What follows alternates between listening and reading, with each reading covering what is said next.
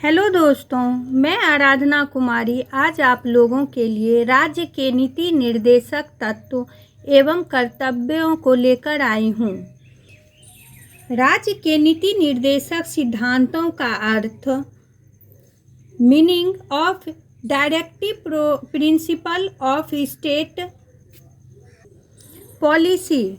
नीति निर्देशक तत्व वे आदर्श हैं जो राज्य को जनता की भलाई के लिए तथा देश में सामाजिक तथा आर्थिक प्रजातंत्र को स्थापित करने के लिए राज्य को कम करने की दृष्टि से प्रेरणा देते हैं। नीति निर्देशक सिद्धांतों का अर्थ ऐसे सिद्धांतों से है जिन्हें राज्य अपनी नीतियों तथा कानूनों को बनाते समय ध्यान में रखें। एल.जी. खेड़ेकर के शब्दों में, सिद्धांत वे आदर्श हैं जिनकी पूर्ति का सरकार प्रयत्न करती है। The principles are the ideals towards attainment of which the government will endeavour. Doctor Rajendra Prasad ने कहा है, राज्य के नीति निर्देशक सिद्धांतों का उद्देश्य जनता के कल्याण को बढ़ावा देने वाली सामाजिक व्यवस्था का निर्माण करती है। इन कानूनों के पीछे कोई कानूनी सत्ता नहीं होती है। यह राज्य की इच्छा पर निर्भर करती है कि इसका पालन करें या न करें, परंतु इनका पालन करना प्रत्येक राज्य का नैतिक कर्तव्य है। ये सिद्धांत प्रशासन के पथ प्रदर्शक हैं। इनके अंतर्गत उन आदेशों एवं निर्देशों का समावेश है जो संविधान ने भारत राज्य तथा विभिन्न राज्यों को अपनी सामाजिक तथा आर्थिक नीति निर्धारण करने के लिए दिए हैं। इन सिद्धांतों के विषय में डॉक्टर बी.आर. अम्बेडकर ने कहा था, मेरे विचार से निर्देशक सिद्धांतों का बड़ा महत्व है, क्योंकि वे इस तथ्य की प्रतिष्ठा करते हैं कि हमारा लक्ष्य आर्थिक प्रजातंत्र है। हम यह नहीं चाहते हैं कि संविधान में वर्णित व्यवस्थाओं के माध्यम से केवल संसदीय पद्धति के शासन की व्यवस्था की जाए और हमारे आर्थिक एवं सामाजिक व्यवस्था के संबंध में कोई निर्देश ना रहे। अतएव हमने जानबूझकर निर्देशक सिद्धांतों को अपने संविधान में सम्मिलित किया है। संविधान में अनुच्छेद 37 से 51 तक नीति निर्देशक तत्वों का वर्णन किया गया है, जो निम्नलिखित हैं।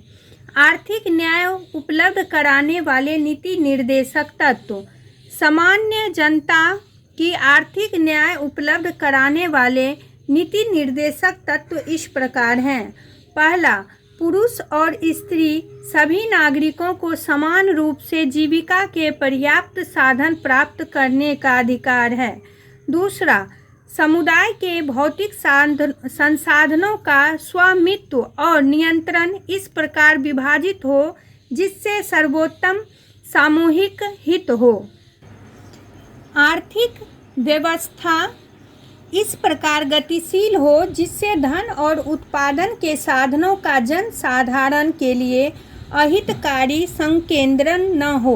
चौथा, पुरुषों और स्त्रियों तथा अवयस्क बालकों का दुरुपयोग न हो तथा आवश्यकता के कारण विवश होकर नागरिकों को ऐसा कार्य न करना पड़े जो उनकी आयु तथा शक्ति के प्रतिकूल हो। पांचवा, पुरुषों व स्त्रियों दोनों को समान कार्य हेतु समान वेतन की प्राप्ति हो। छठा, राज्य अपनी आर्थिक सामर्थ्य और विकास की सीमाओं को भीतर काम पाने में शिक्षा पाने के और बेकारी, बुढ़ापा, बीमारी और निःशक्तता एवं अन्य अभाव की दशाओं में लोक सहायता पाने के अधिकार को प्राप्त करने वालों को प्रभावी रूप से सहायता उपलब्ध कराएगा। सातवां, बालकों को स्वतंत्र और गरिमामय वातावरण में स्वस्थ विकास के अवसर और सुविधाएं दी जाएं और बालक और अल्पव्य व्यक्तियों की शोषण से तथा नैतिक और आर्थिक परित्याग से रक्षा की जाए। 8वां, राज्य कर्मचारियों की काम निर्वाह, मजदूरी, शिष्ट जीवन स्तर तथा अवकाश का संपूर्ण प्रयोग सुनिश्चित करने वाली काम की दशाएं तथा आर्थिक, सामाजिक और सांस्कृतिक अवसर प्राप्त करने का प्रयास करेगा और विशिष्ट रूप से ग्रामों में कुटीर उद्योगों को व्यक्तिक या सहकारी आधार पर बढ़ाने का प्रयास करेगा। सामान्य जनता को सामाजिक न्याय उपलब्ध कराने वाले नीति निर्देशक तत्व। सामाजिक न्याय के अंतर्गत राज्य सुनिश्चित करेगा कि विधिक तंत्र इस प्रकार काम करे कि समान अवसर के आधार पर न्याय सुलभ हो और वह विशिष्टतया यह सुनिश्चित करने के लिए कि आर्थिक या किसी अन्य योग्यता के कारण कोई नागरिक या न्याय से वंचित न रह जाए। पहला, राज्य जनता के दुर्बल वर्गों, विशेषकर अनुसूचित जातियों और अनुसूचित जनजातियों की शिक्षा और धन संबंधी हितों की विशेष सावधानी से अभिरुद्ध करेगा कि सामाजिक अन्याय और इसी प्रकार के शोषण से उनकी रक्षा व संरक्षण प्रदान करेगा। दूसरा, राज्य समाज के अनेक वर्गों के बीच प्रतिष्ठा, अवसरों तथा सुविधाओं की और समानता को खत्म करने का प्रयास करेगा। तीसरा, राज्य सभी बालकों को 14 वर्ष की आयु पूरी करने तक निःशुल्क और अनिवार्य शिक्षा देने के लिए प्रावधान करने का प्रयास करेगा। इस नीति निर्देशक तत्व के संबंध में कहा गया था कि इसे संविधान के आरंभ में 10 वर्ष की अवधि के भीतर अर्थात 1960 के पूर्व पूरा किया जाना चाहिए, परंतु सरकार ने इसे अब 1 अप्रैल 2010 को कानूनी रूप प्रदान कर संपूर्ण देश में लागू किया। चौथा, राज्य भारत के समस्त नागरिकों के लिए एक समान सिविल संहिता प्राप्त कराने का प्रयास करेगा। 5वां, राज्य की लोक सेवाओं में न्यायपालिका का कार्यपालिका से पृथक करने के लिए राज्य प्रयास करेगा। अन्य नीति निर्देशक तत्व। पहला, राज्य द्वारा अपने नागरिकों को पोषाहार तथा जीवन स्तर को उठाने का प्रयास करना। राज्य मादक पेयों और स्वास्थ्य के लिए हानिकारक औषधियों के उपभोग पर निषेध का प्रयास करेगा।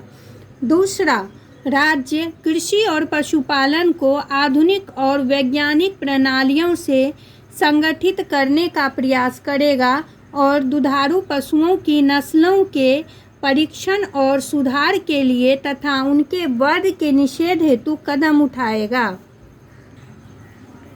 तीसरा, राज्य देश के पर्यावरण के संरक्षण तथा संवर्धन का और वन तथा वन्य जीवों की रक्षा का प्रयास करेगा। चौथा, संसद द्वारा बनाए गए कानून या उनके अधीन राष्ट्रीय महत्व वाले घोषित किए गए कलात्मक या ऐतिहासिक अभिरुचि वाले प्रत्येक स्मारक या स्थान या वस्तु की यथास्थिति सुरक्षा और संरक्षण प्रदान करना। अंतर्राष्ट्रीय शांति तथा सुरक्षा से संबंधित नीति निर्देशक तत्व ये निम्नलिखित है। पहला, अंतर्राष्ट्रीय शांति और सुरक्षा की अभिवृद्धि का प्रयास। दूसरा, राष्ट्रों के बीच न्याय संगत और सम्मानपूर्ण संबंधों को बनाए रखना। तीसरा, संगठित लोगों के एक दूसरे से व्यवहारों में अंतर्राष्ट्रीय विधि तथा संधि बाध्यताओं के प्रति आदर बढ़ाने का प्रयास। चौथा, अंतर्राष्ट्रीय विवादों के मध्यस्थम द्वारा निपटारे के लिए प्रोत्साहन देने का प्रयास। राज्य के नीति निर्देशक तत्व और महत्वपूर्ण अनुच्छेद।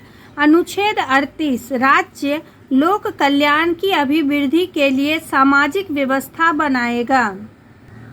अनुच्छेद 39 के क में समान न्याय और निःशुल्क विधिक सहायता। अनुच्छेद 40, ग्राम पंचायतों का संगठन। अनुच्छेद 41 कुछ दशाओं में काम, शिक्षा और लोक सहायता पाने का अधिकार।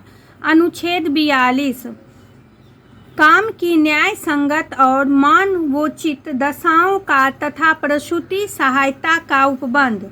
अनुच्छेद 43 कर्मचारियों के लिए निर्वाह, मजदूरी आदि। अनुच्छेद 44 नागरिकों के लिए एक समान सिविल संहिता।